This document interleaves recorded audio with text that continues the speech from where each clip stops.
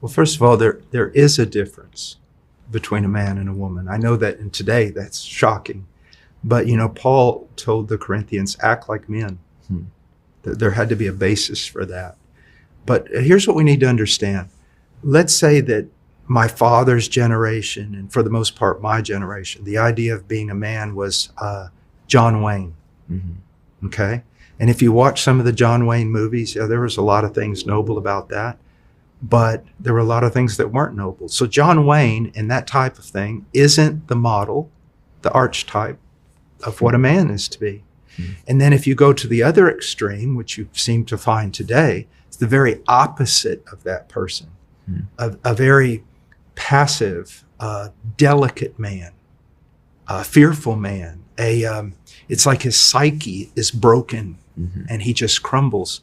Part of that we need to realize is one aspect of the judgment of God. Isaiah 3 is very clear about that we have young men ruling over older men. Noble men are removed from society.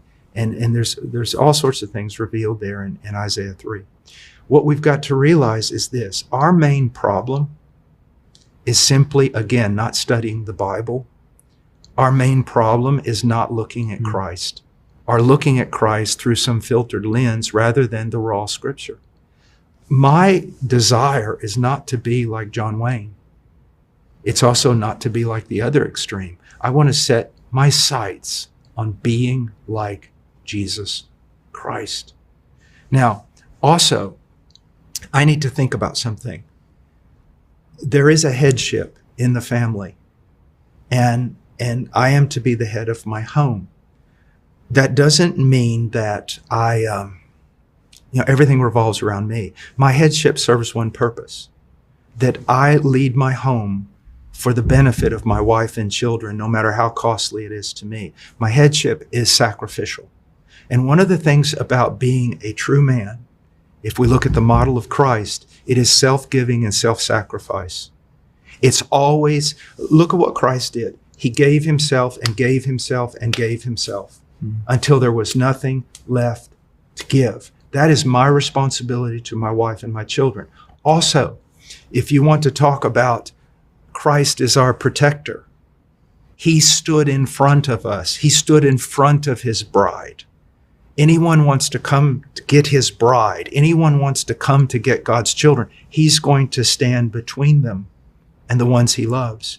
This requires strength, courage. I think that young men need to grow in character, number one.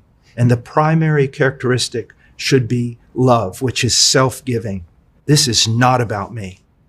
It doesn't matter how much I hurt, doesn't matter how much I suffer, doesn't matter if my expectations aren't met, my needs aren't met, my wants aren't met. That's not what it's about. It's about me dying for a woman and my children. Serving, giving, and stop looking in the mirror and stop being self-absorbed, self-giving. But then there's some practical things also. It's my job to feed my family.